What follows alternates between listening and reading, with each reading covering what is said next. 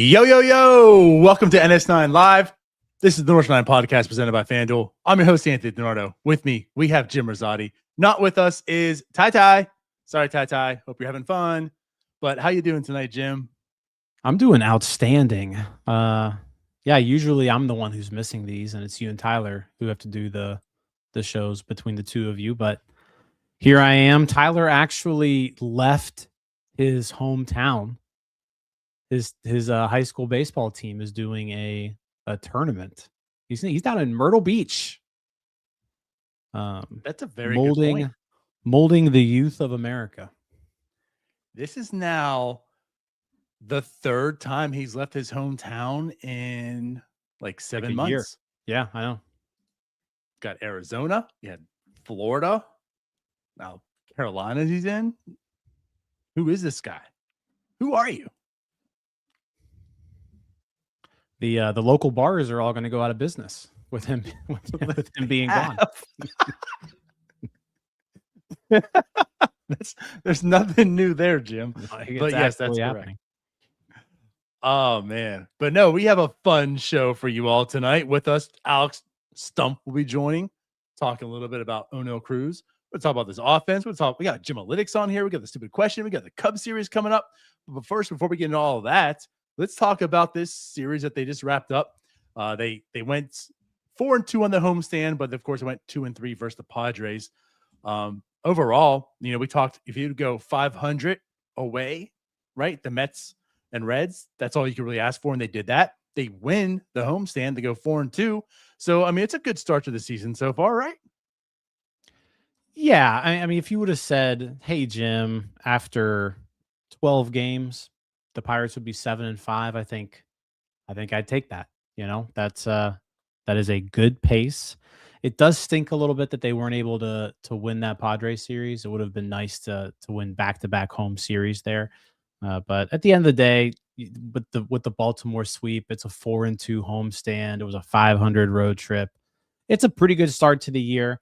Like I said, the beginning part of the year here, it's not really a matter of like you're not making the postseason because of what you do in March and April, but just make sure you're still there, right? Make it so that it's not like last year where we're sitting on April 15th and the season's over. Let's avoid that. Let's make sure we're still in the thick of things. And then, we're about to get into the meaty part of the season here, but yeah, we're not even 10% into the way, 10% into the season. So exactly. Like people love to compare to football and such. It's like, it's the first quarter is not even over at the first game. If it were football, we'd be like in week 2 right now. Yeah. I guess we would, huh? Yeah. Yeah. Okay. So yeah. Okay. It's in week 2. We're in week 2. There's your NFL draft. Pittsburgh intertwining connection there.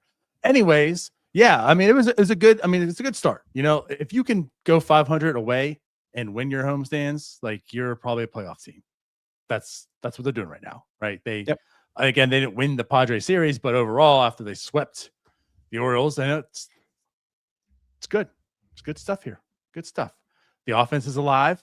The pitching looks really good. The starting pitching, especially, very, very good. I think they're in top 10 pretty much like in everything. And that's with Skeen's 0.2 innings of 5 runs. So it's been a good start. You put out that graphic today where starting pitching staff, 2.87 earned run average so far this year. That's 5th best in baseball. 1.5 WAR. That's tied for 4th in baseball. So yeah, the starting pitching staff has been as advertised, if not better. I mean, if they're putting up a sub-3 ERA right now, the rotation. That's really good. Yeah, that's really good. And again, we said this could easily be a top 5 rotation, and here we are so far. So, and again, that was a clunker with Skeens, but like everyone has looked really good. Even Carmen Majinski, like for what he is as a 5th starter, he's produced as a 5th starter should. It's been a very, very good start. So I'm pleasantly pleased. Do we just want to go into the dumb question and then get Alex on here? Let's do it. Let's do it. All right. I want to ask you a bunch of questions. And I want to have them answered immediately. So go ahead, Jim. Let us know what the really stupid question is. So while you're pulling up the wheel, our stupid random question of the day is, what is the dumbest thing you believed for way too long? So yeah, let's give that thing a spin. Let's see who our contestant is. We've had a really good response rate, I feel like, lately. I think like Livy was the last person to ignore us. Let's Yes. go. Yes. Jose Tabata. I love this one. Let's see. Yeah. Oh man. You know what's funny is every time that we converse with Jose Tabata, we get like really strange one-word answers from him. So yeah, let's see what Jose says.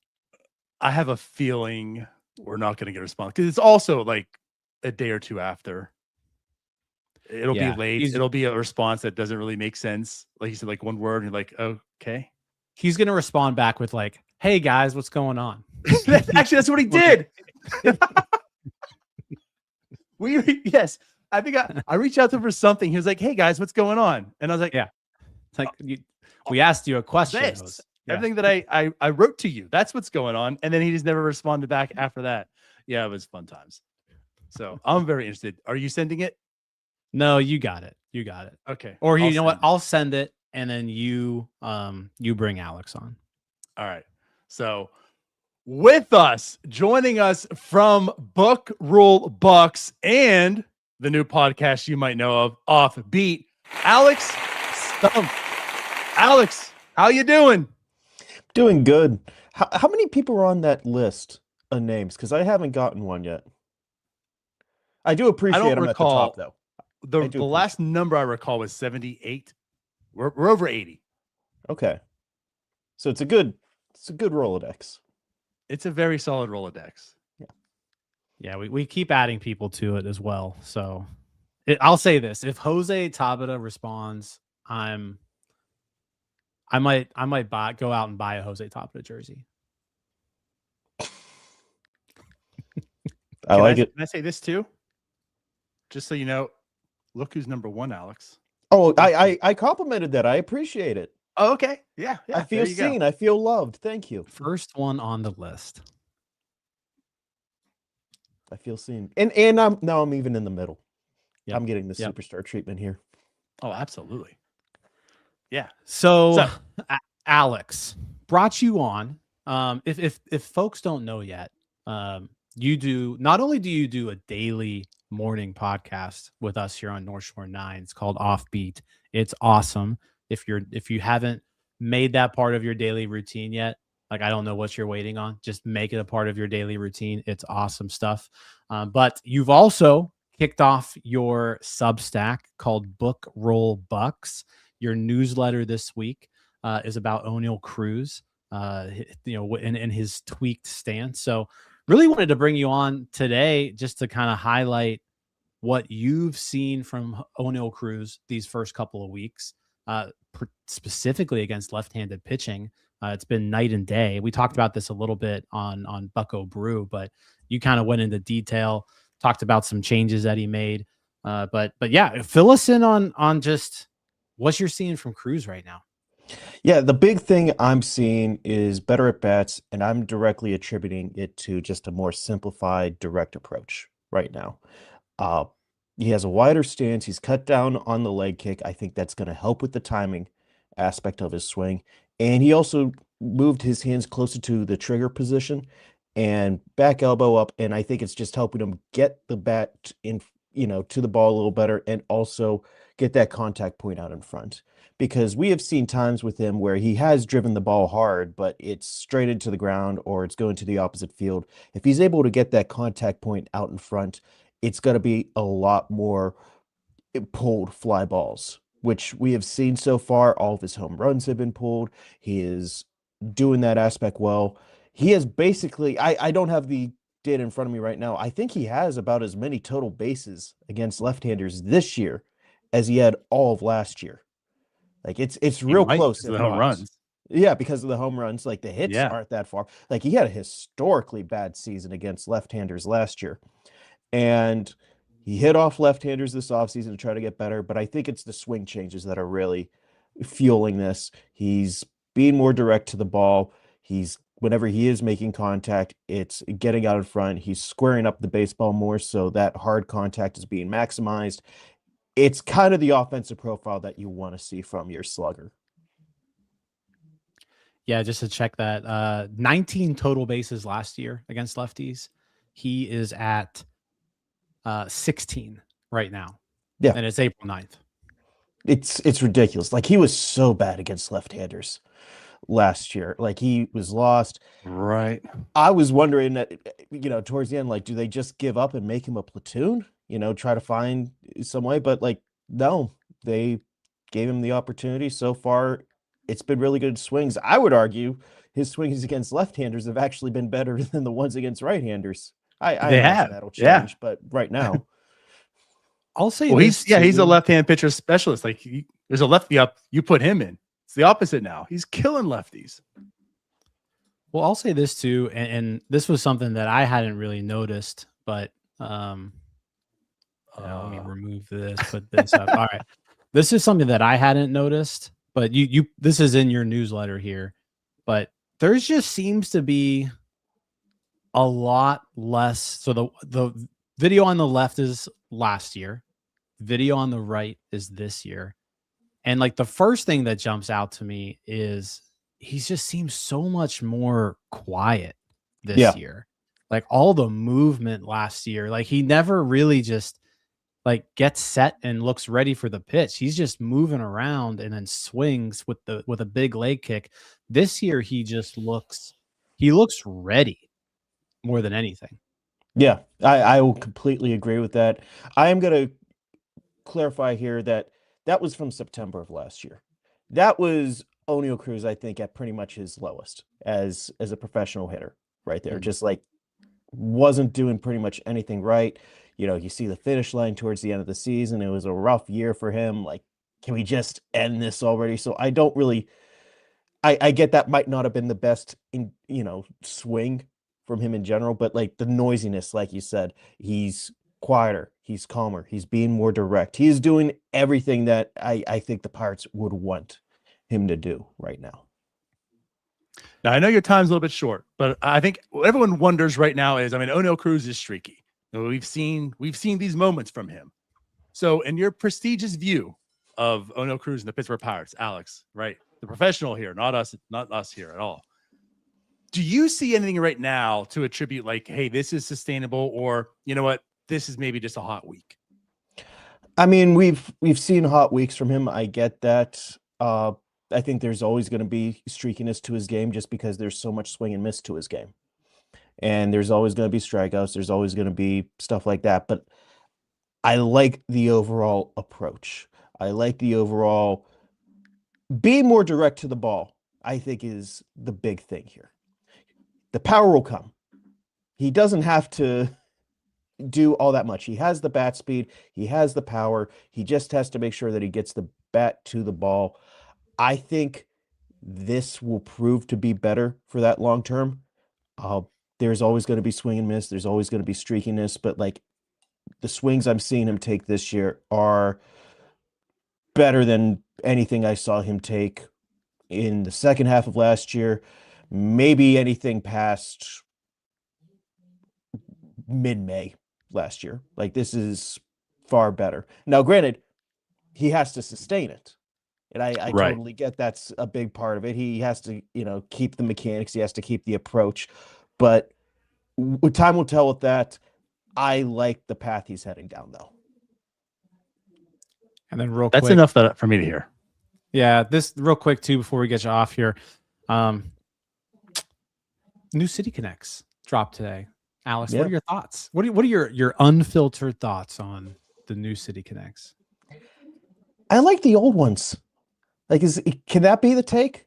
That we don't have to just churn these out every 3 years? That But then how are they going to sell more jerseys? How are we going to keep Fanatics in business? I mean, that's a take. I like the old ones. I guess that's going to be my take. I like the old ones better than these. Like, I'm not disgusted or old man yelling at it, but I don't think you need a new alternate City Connect every 3 years.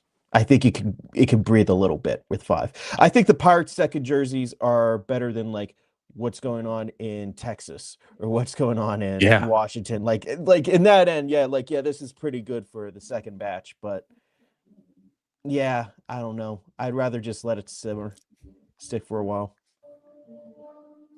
Maybe I'm just biased because they felt like they were on the precipice for 3 years of competing and doing something, and they never did, and now they're getting a new jersey, and it's like, well, nothing was accomplished in the old ones. It's a new Pirate generation, Alex. It has big sleeveless red jersey energy for that because of me, because it's just like, yeah, well, that was a mistake, moving on. It's like, but it wasn't a mistake, it was a fine jersey.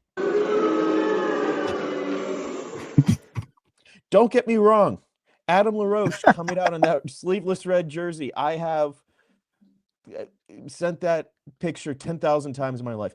Actually, I'm going to tell a quick story here real fast, and then I'm going to jump about those jerseys. Neil Huntington becomes GM of the Pirates. This would have been September of 2007. Correct me if I'm wrong. Right. He's conducting exit interviews, and he asked, like, hey, what are some of the things that we can do as an organization to make this a more, preferable place to play? And universally, every player said, get rid of the sleeveless red jerseys. We hate this. We hate it so much. Please get rid of it. To which Neil's like, well, that's a real easy win for me. I could definitely do that. I will follow through for you players. And then he finds out that the contract needs to be at least 2 years, so they had to wear him another year. So he couldn't follow through on that right out of the gate. So Neil had a broken promise. He broke a promise right out of the gate. Boom. Love it. All right. Well, Alex, hey, thanks, Alex. Thanks, Alex. Love you. Thanks for the plug. Bookroll Bucs Substack. If you haven't subscribed yet, do so. And then also, make OffBeat part of your morning routine, guys. It's really, really good stuff. As in the words of Alex, he wants it to be a smart podcast, which is something that we don't say on this show.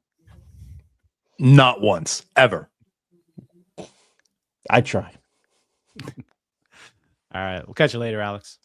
See you guys. All right. Yeah. I will say this. I've greatly enjoyed those OffBeat episodes. They're super quick. I put them on like 1.5 speed too. They're done in like 11 minutes. I also really like how he does the shows from the PNC Park stands after home games, and you can see like halfway through when the lights get turned off on them. They try to kick him out. Yeah. It's great television. Yeah. No, I do like it. Again, it's very digestible. It's just 15 minutes. Like you mentioned, if you go 1.5 speed on a podcast, I know a lot of people do that. It takes you maybe just 11. Really good information, like super good information. Honestly, those shows are really, really good. I got to hand to Alex. Awesome job. But no, I mean, I got to say this though, too. I do really like these Connect jerseys. I'm going to put them on the screen here. I know, right? I mean, these are great. My first impression when I saw them, I mean, we can attest to this because we both saw it, the leak together. We're actually on PlayStation. My thing was, I don't understand how these connect. Like the idea of the City Connect was it connects to the city, right? So when I saw these, they're very piratey in the sense. The jerseys are nice. I don't really understand how they connected. That was my takeaway. But if you're looking at most of the jerseys that are coming out, I don't feel like they're as tied to the city as they once were. Now, they Pirates brought out AJ Burnett, which, I mean, my God, if you want to win over the city on a jersey, just bring out AJ Burnett to co-sign them. But it was like him out. They try to connect it, and I get it. But you know what? I don't even care. These jerseys are fire. I mean, I think 8 teams released their jerseys today, and I know I'm probably biased, but I think these are the best ones. They're outstanding. I agree. Honestly, I know we differ on our jersey taste quite a bit. And I'll say this, especially Ryan. Yeah, and I'll say this, like typically the Jolly Roger logo that the Pirates have, I do not like it. I'm not a huge fan of it. I just prefer the classic P. But on these with the gold, like with the gold hat and the black brim, it looks awesome. Like that's a must. Like I don't know if I'll buy a jersey because they're insane prices. But I'm gonna buy one of these hats. Like that's one of my favorite hats that they've put out in a really long time. I love them. They're perfect. Yeah, The subtle. Okay, it's funny. Alex talked about the red, the subtle red, right? The swoosh, and then the red bandana. Like, I love it all. I think you can't go P. I mean, with the right, like you have to. It's pirates. It's the whole piratey theme. Almost like you got to put that logo on there. Use it. I love these. I Yeah. love them. They're good. I liked Miami's. I love San Diego's. I really like Chicago's. You know, I'm the one that loves the different ones. And like you said, like the jerseys that came out today, I will absolutely like another team's jerseys. If you know, I mean, I'm fashionably tasting. I just, you know what I mean? Like it looks good. It looks good. Yeah. But honestly, I look at these and I'm like, yeah, these are the ones that stood out. I didn't hate the old ones, so I'll troll Alex a little bit. I didn't hate them. I didn't love them though. To me, they were just, I get it. They're fine. These kick their ass. Yeah, they're good. They're good. When I first saw them, I wasn't really, I didn't really love them, but the whole thing together, the hat brings it together. They're top notch jerseys. Also, I am a sucker for black on black. When they broke out the black pants on the black scripts that first time, oh, I went nuts. That was on our vlog when I was telling Cody, I was like, I want to see that. So I'm a sucker for the black on black also. So well done. Yeah, they're nice. Very much so. All right. Well, enough of that. Let's get into some actual baseball talk. We talked about Oneil Cruz. He's hitting lefties now. That's a very, very good sign. He's leading the team in RBIs. He's leading the team in home runs. He's doing a pretty good job. He's up there in batting average, Jim. Oneil Cruz up there in batting average. But he's not the only one doing his job right now. The team as a whole, I mean, we start off the show talking about the pitching and how good the starting pitching has been. But let's not forget about this offense by any means. Offensively, this team has come through. I mean, they're top 10 in a lot of different categories. Batting average, 244, 10th. On base, 335, 6th. Slugging, Jim. They're 8th at a 380 slugging percentage. They're tied for 8th in home runs. Tied for 12th in runs. Like collectively, just offensively as a whole, they're doing very, very well. Now, runners in scoring position, that's where they tend to lag a little bit. We can get into that. But like this offense is really coming through. And it's a lot of them, not just a few. Yeah, and someone who we haven't talked about enough, I think, is Nick York. Yeah. Like, and it's really early. I don't think you can take any actual, you can't take anything from 2 weeks worth of games, but where he's only played a week of them. Yeah, but I was not expecting, and now he had a great spring. Nick York had an outstanding start to the spring, kind of tapered off a little bit towards the end, but he did enough to win that job. And so kudos to him. He was fighting for a job going into spring training. I thought Tyler Callahan was going to get that last infield spot and they were going to send York to AAA. Turns out York wins the spot. And Nick York right now is hitting 381. He had that walk-off double. Not only is he hitting 381, but he's walking 18% of the time. He has a 500 on base percentage, 178 weighted runs created plus, a 0.4 WAR.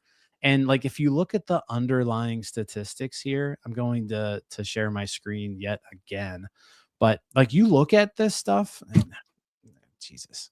All right, you look at this stuff, and it looks good. I mean, let's zoom in on this a little bit, see if I can even zoom in a little bit more. But over here on the right, I mean, he's hitting the ball hard. His expected stats are all outstanding. He's not chasing pitches. He's not swinging and missing. He's not striking out. He's walking a ton, and he's taking advantage of what he's giving. Yeah, he's not barreling the ball. Apparently, he has no barrels, but he's also only has You know, how many 28 plate appearances. 28 plate appearances. So yeah, that barrels number is going to be, you know, 0. But I've been, I think, really, really impressed with Nick York just from a like what he's been able to accomplish in the little time that he's been called upon. And you look at it with you know, with Jared Triolo hitting the IL right now, he's going to be finding a lot more playing time. Like Nick Gonzalez and Nick York are now getting a lot more playing time with Triolo on that IL. I think we saw the other day where they gave Brandon Lau a DH day. Gonzalez at second, York at third. But yeah, I really like what I'm seeing out of Nick York. Again, I'm not ready to like crown him a batting title contender or anything at this point, but like all signs have been great. He's getting on base, he's drawing walks, he's not striking out, he's putting bat to ball, he's putting it in play, and he's hitting the ball hard. The last playing part you just said there, he's hitting the ball hard. Like I remember that was one of my takeaways in spring training on a pregame show. The one thing you notice, and again, it's spring, like numbers don't truly matter, but what are you seeing?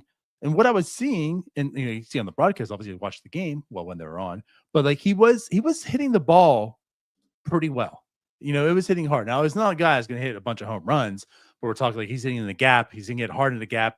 You know, it was against Columbia where, I mean, they had to make an outstanding catch to get him out in that one, but hit really hard, you know, hit really well into the gap. It just made it out there, but it seemed like he was making really good contact. And again, it's spring. You need to take it with a small sample there, dose, and just, you know, whatever. But like you were seeing it, and it has carried over, like you said. Yes, it's just 28 plate appearances. Yeah, it's very young in the season, but there are 2 doubles. You know, like he is, even this small sample right now, he is driving the ball. He's hitting it fairly hard. You know, this isn't like Nick York where he's just a singles guy. He's doing a little bit enough damage out there to do, you know, to do something offensively. And so at this point in time, you know, especially with Jared Trill on the IL, right? Like I'm fine seeing Nick York get a little bit of run here. Let's see if it can continue. Let's go back not too far when the trade happened, when he came from Boston. I mean, it wasn't the sexiest trade, but there were things to like about Nick York. You know, I mean, we did like the trade at the time. It went sour quickly afterwards. I mean, he didn't have a good year at all last year in AAA, you know. So at this point in time coming into the season, you felt like, you know, you can't really trust on Nick York and where does he really stand? So he's doing everything he can to come back into good graces, I guess. He's going to have an opportunity right now to do it. And like you said, we haven't talked enough about him. I envision that we'll be talking more about him, and hopefully it's good because it has been a good start so far. The glove is actually what I'm interested in seeing, because that's what I didn't see good enough of in spring. Yeah, I just wanted to make sure he got some flowers for those first couple weeks. You know, stepping in, playing, you know, coming off the bench, winning a game.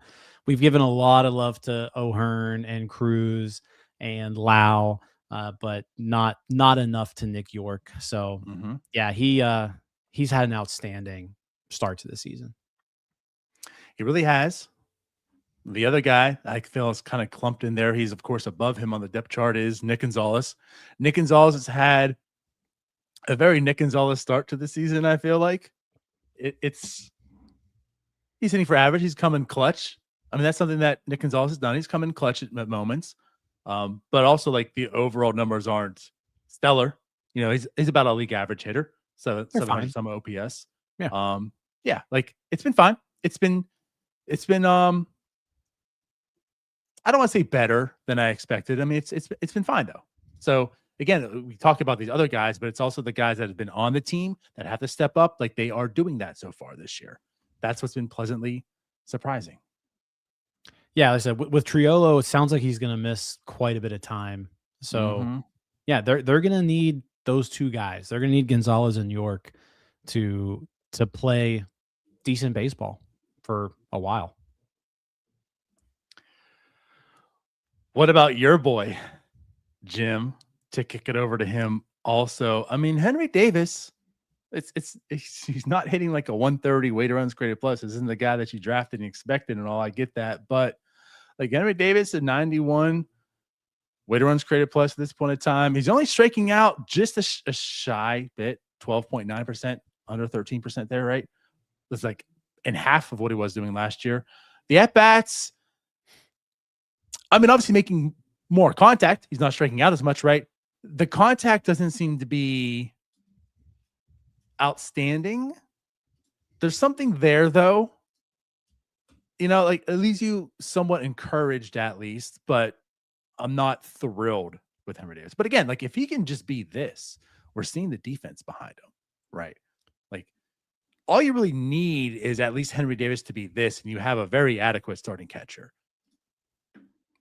Yes. I mean, he's at a 91 weighted runs created plus right now, and that is more than double where he was last year. And we've seen how good he is defensively. We've seen the caught stealings.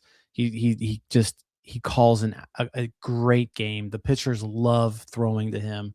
So like he brings a lot of value there, where if he can bring that bat around, it's a huge deal. Yeah, the quality of contact hasn't really stood out to me at all this year, but what has stood out to me is the contact rate. He's just not swinging and missing as much as he was last year. They're better at bats. He doesn't look completely overmatched out there.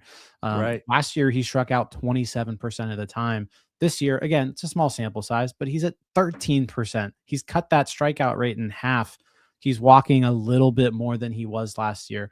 Like you look at the whiff rate, he's at a 20% whiff rate, 20.8% whiff rate. It's in the 73rd percentile in baseball. So like he's taken a pretty good step in the right direction on that since last year. Last year he was at 28.9 whiff rate, and he was striking out 27% of the time. So so far I like what I'm seeing out of Henry Davis. You still want to see some power out of him. Like you want to see some balls go over the fence here, and that alone will help out so much. But if he does this the entire season, he's going to end up with 2 wins above replacement. He's going to be a 2-WAR player. At least, if he can start hitting the ball over the fence a little bit every once in a while, then he can start pushing, I think, a 2.5, 3-WAR catcher. But yeah, so far, I'm not disgusted with Henry Davis at the plate. Whereas last year it was basically like sending a pitcher up there to hit last season. It was bad. I mean, it was really bad. What do you think about the 11-game to 4-game split between Davis and Bart? I think it's too little of a sample size to really take anything. I think we saw last year that clearly Davis does a better job with the pitchers, and they like throwing to him. Now, he also catches Paul Skeens, so it's like how much of that is factored in there. But I think we saw enough last year with our eyes that it's like, all right, Henry Davis is the better catcher of the two, and I think we've seen that this year as well.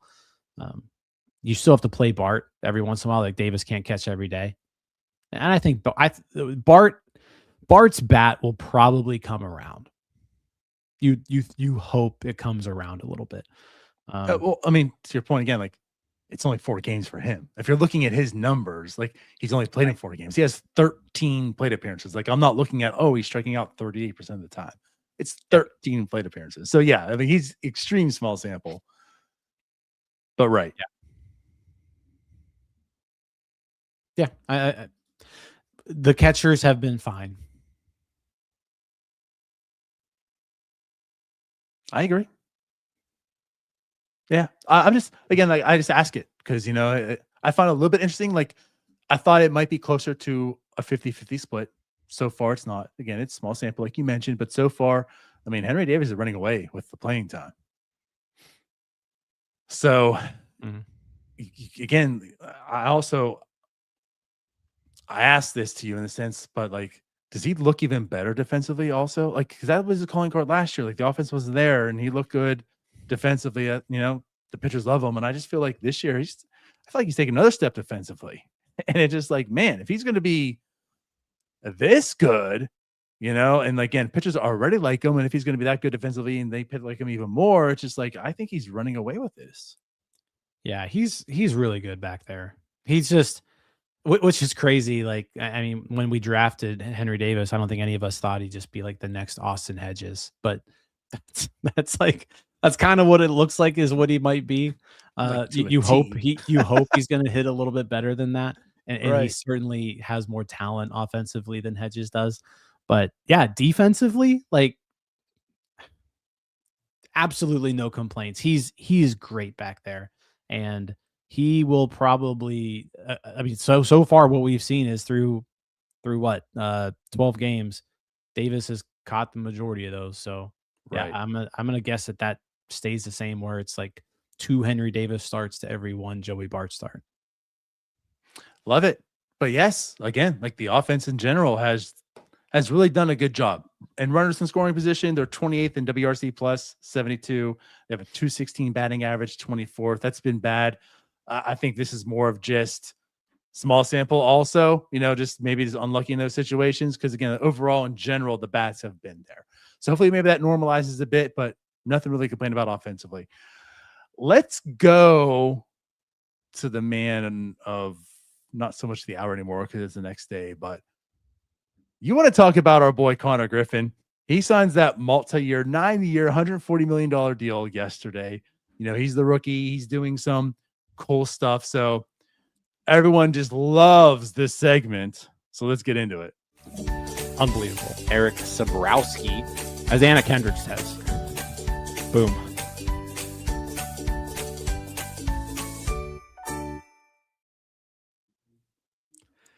I don't have any PowerPoints for you today. What? So we're just going to talk. We're just He's been robbed.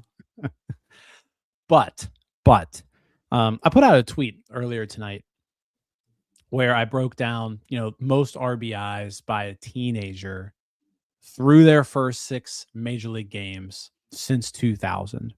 And Juan Soto has 5, Konnor Griffin has 4, Bryce Harper has 3. That's the top 3. Soto, Griffin, Harper. A lot of people like that stat. Some people, responded and were like, "Good Lord, give it a break. Stop this." I know it's a fun stat that really doesn't mean a whole lot through 6 games, but it's kind of cool to see him up there with Soto and Harper. But for Jimalytics, I actually want to take this a little bit farther. Since 1990, only 5 teenagers have had 4 or more runs batted in their first 6 games. And those 5 are Juan Soto, Andrew Jones. Actually, let me go back. Juan Soto, future Hall of Famer. Andrew Jones, Hall of Famer. Ivan Rodriguez, Hall of Famer. Adrian Beltre, Hall of Famer. And Konnor Griffin. Future Hall of Famer. That's the 5. Soto, Jones, Pudge, Beltre, Griffin. Only 5 teenagers to hit 4 runs batted in their first 6 major league games. So, fun stat. All I'm saying is I get it. It's life-changing money. But if the Griffins just slid over some Jimalytics, easy a 9-year, $200 million deal they could have done. Easily. Yeah, they might have been able to get a little bit more. Yeah. But it's okay. Still life-changing money. Still $140 million. But could have gave you some negotiation power here. I mean, I want to ask you this too, because I talked about a little bit on the post-game show. And then I think the next day he had like a sac fly and then struck out. I didn't get to watch the game either. But what have you seen so far from Konnor? And I ask this because, again, we both are in the same mindset. Rookies struggle. They're just going to. You expect it. I want them to come up here. I want them to struggle, go through diversity so they can develop. I mean, of course, I'll say I'll take it back. It's not like I want to, but I understand they're going to. So I'm fine with them struggling. I'm not going up in arms that, oh, my God, he's batting under 100 in 6 games, or 4 games, whatever it was at that point in time. But what have you seen from Konnor so far? I've seen someone who's quite clearly explosive, athletic. probably seeing things that he's never seen before. I mean, you saw him face Mason Miller last night, and it was Mason Miller makes a lot of people look silly, but like Konnor Griffin has never seen anyone who can throw a baseball like that. And yeah, he looks silly doing it, just like everyone else who faces Mason Miller does. But I think what we've seen so far is a very capable shortstop. He did make an error in yesterday's game, but so far he's made some nice plays out there. Turns to nicely. In terms of his at bats and like quality of the at bats, he doesn't seem overmatched by any means. He definitely looked overmatched against Mason Miller, but again, who doesn't? But like overall, he doesn't look overmatched. He's making pretty good swing decisions. And what stood out to me was he that sacrifice fly. He came in as a pinch hitter yesterday, and he faced faced a lefty. So they brought in a lefty to face Spencer Horwitz. Griffin pinch hits, and you could tell that he got hit with a splitter like early on in that at bat. And he jumped out of his shoes thinking it was a fastball, swung way too early, swung over top of it. It was a really good pitch, like just a really good pitch that was made to him. And again, you don't see lefties throw splitters like that in double A or high A. So it's like that was probably the first time you've seen a splitter that good from a lefty. And what stood out to me was, again, and this was one of the things that I've talked about with Konnor a few times already, is just the ability to make adjustments on the fly and do it so quickly. He got that splitter again later that at bat with 2 strikes on him at the bottom of the zone, and he was able to make that adjustment and go down and put the barrel on it. He hit the ball hard to left field, got it in the air, and got a run home. So like it was a pretty impressive at bat. So again, like it's just these little things where runner on third, nobody out. Like he had to get the ball in play. He had a job to do in that at bat, and it was tough. He's like I said, that splitter that he saw for strike 2, I don't think he's probably ever seen that before. Got it again, and he hit it hard. And he hit it hard in the air, and he got it far enough to score Nick York. So I've seen some good things from him. I think, like I said, we're still going to see that adjustment period because he's going to see things that he's going to see things he's never seen before every day. And it's going to be, okay, let me digest that. Let me put it in that memory bank. And so the next time I see it, I'm ready for it.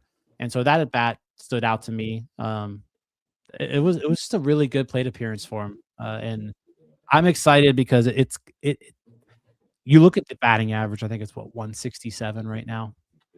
Mike Trout had a lower batting average than that after 6 games. Ken Griffey Jr. had a lower batting average than that after 6 games. Alex Rodriguez, like all these guys, it's 6 Roman games. Anthony. Right, it's 6 games. He looks comfortable up there. He looks like a major leaguer. And so I think it's just a matter of time before he fully adjusts to this level. It's going to get to the point where he's not seeing new things every single day. And that's where I think you're going to start seeing him be dangerous. For sure. So I'm glad to hear that perspective because again, that's why I want to talk a little bit about the post-game show with him and, seeing like the adjustments almost in real time. But again, like he does not look overmatched. He looks comfortable. Like, no, he's not performing. Like the numbers aren't there. Those will have to come eventually at some point in time. But again, we're like going back to last year's #1 overall prospect, who's 3 years older than Konnor Griffin, or at least 2, and Roman Anthony. Like he had 4 hits in his first 55 plate appearances. 4 hits. 4 hits. We're talking 4 hits.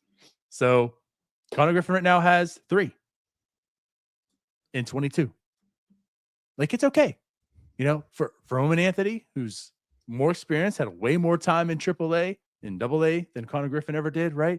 He had to come up here and make adjustments and start seeing Major League pitching for the first time and learn now how to attack that and be productive against it. And that's what Connor's going through right now. But just like Roman Anthony at that point in time, same with Konnor Griffin now, he doesn't look like, oh, I don't belong here. Oh no, this kid, no, this is a mistake bringing up to MLB facing the major league talent. This is a kid who's learning and he's still developing. So that, yeah, I'm glad you say that. That's kind of how I'm taking it from right now. I'm still very excited. Again, like striking out on 25% of the time. Like, it's not like he's striking out 38%. And like, it's mentioned, like he's just not overpowered at all. He wants to get a hit. I feel like that's maybe in his mind a little bit, when you come up and get the first hit and it's a double and you drive in a run and stuff. And, you want to keep doing those things and he's not. And he's pressing a little bit. We talked about that. Alex on OffBeat talked about that. So maybe there's a little bit of that, but it's not like he's expanding the zone and just not making contact and striking out. He's just making weak contact at this point. It'll come. I'm excited. Yeah, we should be excited. We are excited. And you know what that means? It means we can continue to be excited in Chicago when he plays there. But before we do that, Jim, let's go ahead and kick it on over to Cody. Get your 6400s in. This episode is brought to you by IQ Bar, our exclusive snack hydration sponsor. IQ Bar protein bars, IQ Mix hydration mixes, and IQ Joe mushroom coffees are the delicious, low-sugar, brain and body fuel you need to win your day. The Ultimate Sampler Pack is a great way for you to try all IQ Bar products and flavors. You get 9 IQ bars, 8 IQ Mix sticks, and 4 IQ Joe sticks. All IQ Bar products are clean label certified and entirely free from gluten, dairy, soy, GMOs, and artificial ingredients. With over 20,000 5-star reviews and counting, more people than ever are fueling their lifestyles with IQ Bar's brain and body boosting bars, hydration mixes, and mushroom coffees. The Ultimate Sampler Pack includes all 3. My personal favorites so far have been the almond butter chip and the iced tea lemonade hydration mix. It's just really full of flavor. I love starting my day with it, and I couldn't imagine starting my day with anything else other than IQ Bar products. Right now, IQ Bar is offering our podcast listeners 20% off all IQ Bar products, including the Ultimate Sampler Pack, plus free shipping. To get your 20% off, text MLB to 64,000. That's MLB 64000. Message and data rates may apply. See terms for details. So, our Pirates head over to Chicago to play the Chicago Cubs. Big series early on. Another NL Central. They faced the Reds and did their work there. Now they go into Chicago to face the Cubs in Chicago and hopefully do their work there. Not so great news from Chicago either. They've had some injuries to their pitching staff and a big one in a big way recently. Yeah. I think the Cubs are a little bit in trouble, honestly. We'll see how they hold up. They've got their best 3 pitchers lined up in this series. So I guess if there's any sort of a bummer, you do have Shota Imanaga, who seems like has just dominated the Pirates every single time out there. Edward Cabrera, who they acquired, this offseason, and then Jameson Taillon. So those are the 3 starters facing off against Majinski, Ashcraft, and Chandler. So you got, Pirates 3, 4, 5 going. Yeah, I don't know. I feel good. I feel good. Yeah. Well, say, can I just stop you right there too? Because you said like Imanaga just seems to dominate the Pirates lineup. To be fair, Jim, most pitchers have dominated this Pirates lineup, right? I mean, to call a spade, this lineup has been terrible. The second worst offense in baseball last year. Pretty much every pitcher came in and did their job against the Pittsburgh Pirates. But this is a whole new Pirates generation. They got all new City Connects. This is a new team, a new offense. So, yeah, I'll mention now Imanaga is very talented. So that will be tough for sure. But no, to go along with your Cabrera point. Also, go ahead. Yeah, to go along with your point, like Chicago has been a place and really a team that has dominated the Pirates for the recent past. Like ever since Ben Sherrington took over, the Pirates' record against the Cubs is pathetic. I don't have it in front of me, but it's really bad. um, but again, kind of like Ryan O'Hearn said a couple weeks ago, like I don't care what the previous decade did. That's Like not what he's he on this said, team Jim. now. He's on this Don't team misquote. to win now. And yeah, it's a brand new team. Like these guys don't know what it's like to be owned by the Cubs year in and year out. Some of them do, but most of them don't. So yeah, I mean, hopefully you can kind of turn a page here and go into Wrigley. And if you can take 2 out of 3 at Wrigley in April, I think that, I mean, again, it's an April series. It's early, but it certainly sets the tone for this divisional race where, you know, you went into Cincinnati, you took 2 out of 3 on the road against the Reds, then you go into Chicago, and if you can take 2 out of 3 on the road against the Cubs, winning 2 series on the road just to start off the season would be really big. It really would. Now, I'm kind of with you. I mean, heading into this year, you know, Chicago is clearly the best team. It was Chicago, then probably Milwaukee, and then like the Reds and Pirates are battling. But you know what I'm seeing from the Pirates so far, and again, like kudos to the pitching staff, especially the starters. Like there's not one starter in this rotation that I don't feel confident in. Is that fair? Even Carmen Mlodzinski, okay, well, here's Carmen, you know, okay, well, pencil in a loss for this one, but hey, they can still take 2 out of 3. I feel confident in every single starting pitcher. Even, yes, Carmen Mlodzinski to go in any game and like, all right, there's absolutely a chance. And again, with the offense that they have right now this year, you also feel confident the offense can do enough to help that starting pitcher, right? Where they couldn't last year. So even if you had like Paul Skeens shut them down, like the offense can do enough to win. This is a whole new offense that can score more than 4 runs. They've shown it more times than not, you know, and this pitching staff has done a fair job. Now you mentioned like, obviously, like, you know, Horton's done for the year. That's big for them. So like the long game, that's big against the Cubs. Now they're not going to face in this series anyways. They have 3 talented pitchers, but is it weird that it's, yeah, like I'm just not, I don't feel scared or nervous. This is different. This is different this year. Yeah, there's no Andrew Heaney taking the ball, right? There's no pitcher that you don't trust. Like I said, even Mlodzinski, the Pirates are 2-0 when Carmen Mlodzinski takes the ball this year.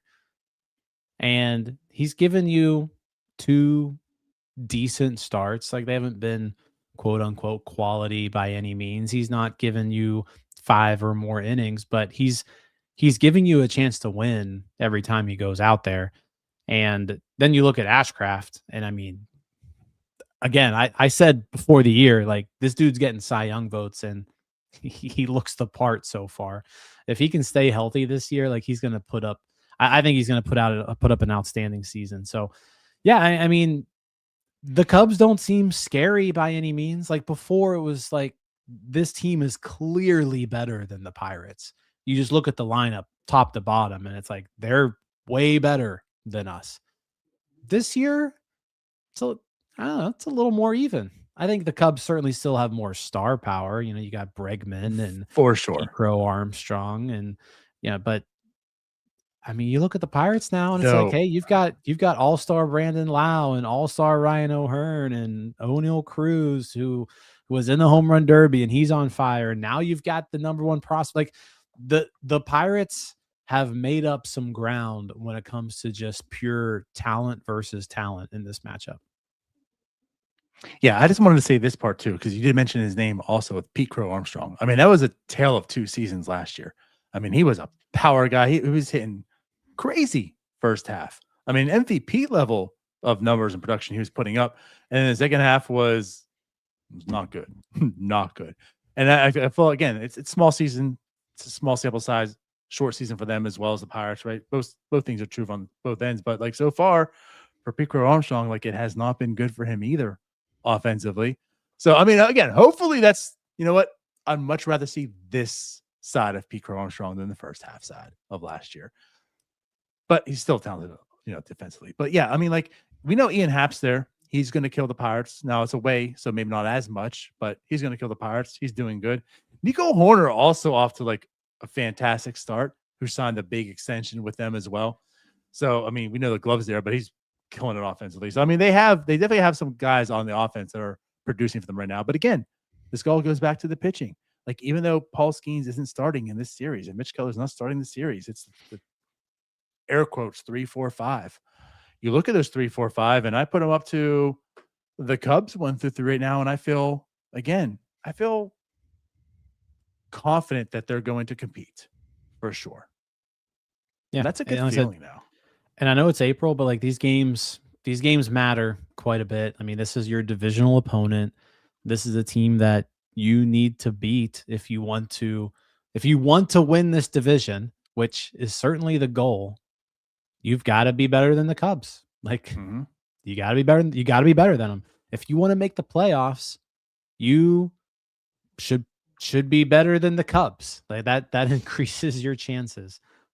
So yeah, going into Wrigley this early, if they can take this series, it certainly helps. It's a short road trip too. As soon as you just got 3 games in Chicago and you come back home, so there's a chance for this team to hopefully do some damage here if they can figure out a way to take 2 out of 3 here. Right. Yeah, definitely. Anything else that you want to talk about as far as the series goes? No, I think we covered everything. Like I said, curious to see how Bubba looks. He's been kind of he's been an animal out there. Like he is the Pirates version of Nuke Lelouch right now, where it's like just an insane arm, been walking a crazy amount of batters, but he's also striking out a ton of batters, and has a 0 ERA still, right? Or is it like 1? It's not 0. I can pull up the Pirates again. It's 3.12. He gave up some runs last time out. Yeah. But yeah, I mean, so far the results have been there. But yeah, he's just walking way too many people. So it'll be interesting to see how he bounces back, and if he can just throw strikes. Right. Stuff's so good. For sure. I'm excited. But also, to kind of put us something out there. So actually, I'll let you take this here, Jim. But I mean, if you're a Pirates fan going to Wrigley to watch this, we got some pretty cool information here. Yeah. So make sure it's kind of a cool concept in Wrigleyville. Name of the bar is called Home Away from Home. So if you're going to the game in Chicago, just check it out. They've got it's a cool concept where it's a bar for visiting fans at Wrigley Field. So they're going to be having Pirates parties prior to the games on Friday, Saturday, and Sunday. There are drink and food specials. There's $20 all you can eat beer and hot dogs. And they said they range all the way up to $50, kind of depending on what you want. But yeah, check it out. If you're going to Chicago for the series, check out Home Away from Home. Let them know that North Shore 9 sent you there. And I just can't get over it. I mean, it's $20 all you can eat, hot dogs and beer you can drink. You could put some. That's amazing. Damage. Yeah. I want to just go to Chicago because I feel like I'll make my money's worth on the plane ticket in that deal. So like, I'm just gonna fly to Chicago and break even. That's eating before the game. That's boy math right there. Let me fly to Chicago so I can make my money on these all-you-can-eat hot dogs. Absolutely. Both games too? Yeah. It's a good point. For sure. Killing it. But yeah, check them out. Really, really good stuff. Oh, put the overlay back up. But yeah, so that's pretty much that. Now I'll say this. The Pirates money line tomorrow against the Cubs, they are with FanDuel plus 126. All right. So they're underdogs, which makes sense against Imanaga on the road. Mm-hmm. You taking that? No, probably not. We we just spent a whole segment talking about how confident we are on this team, and like there's not that much of a difference. I'm not that And Jim was like, no. Like, You know what, so maybe- quick. So maybe- quick. No. Maybe if FanDuel gives me some sort of profit boost, I'll if I can Okay. boost that up another 50% or so, I might take it. Gotcha. Nice.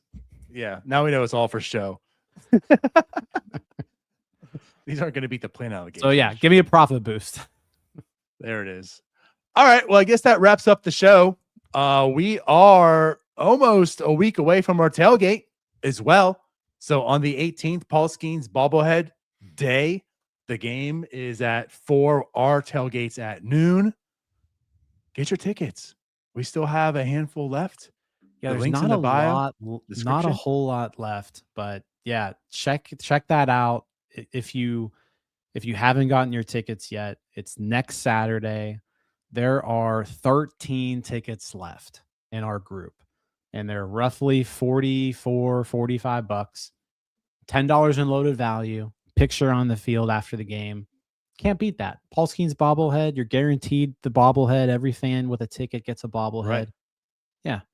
So why not also get $10? Come hang out. And the tailgate's free. So if you already have a ticket to the game, you can just come to the tailgate. We'll be sending out stuff all week long about where we're going to be. But yeah, and I'm excited to see everyone at the tailgate. Tailgate's always a blast. So super excited to see everybody. And yeah, hopefully we walk away with a win and celebrate on the field afterwards. Absolutely. Exciting stuff. So go ahead and do that. Get your ticket. Only so many left. Make sure you get yours. You can hang with us during the game. Go ahead and subscribe to the video. And then I guess tomorrow we have another game. This is the one thing I don't like about the Cubs games, though. Ryan loves day games. He absolutely loves day games. But I'm not going to see most of tomorrow's game, though. So there's that. But hey, we'll have a post-game show. It'll be kind of earlier, so you get to enjoy the rest of your night and have a Friday night, I guess. So there's some positive to it. And then we'll have OffBeat tomorrow morning. I also drop an OffBeat, last one this week. And then we'll be back for Bucko Brew on Monday morning after all the post-game shows, too. Oh, wait. Yeah, I also You want guys to don't add come Saturday? something. Like you guys are awesome. The guys watching, you all watching, listening, you all are awesome. I put it out on Twitter. It's just so cool to see. We were in the top 20 of all baseball podcasts earlier this week. At one point, we were ranked higher than Foul Territory, which I mean, we're just a Pirates podcast. and so that was pretty neat to see. But what you guys are doing to support us, and I said we're excited to talk Pirates with you. Hopefully it's going to be a fun season, but shout out to each and every one of you guys who watch and or listen to us. You all rock. Absolutely. And with that said, hoist the cone, baby. All right. We're out of here. We'll see you guys again tomorrow after the game. With that being said, bye-bye. See you guys. All right, that wraps up this episode of North Shore 9. Thanks so much for tuning in. Whether you're listening on the podcast or catching us on YouTube, if you enjoyed the show, please give this video a thumbs up and don't forget to hit that subscribe button if you haven't already. It really helps us grow. And if you're listening on the podcast, a quick review goes a long way in helping others find the show. Plus, be sure to tell a friend about us. There's always room for more here in the NS9 community. And for those looking to support us a little more, consider joining our Patreon, become an MVP member, and get exclusive perks while helping us continue to bring you more of the Pirates content you love. Thanks again for all your support, and let's go Bucs.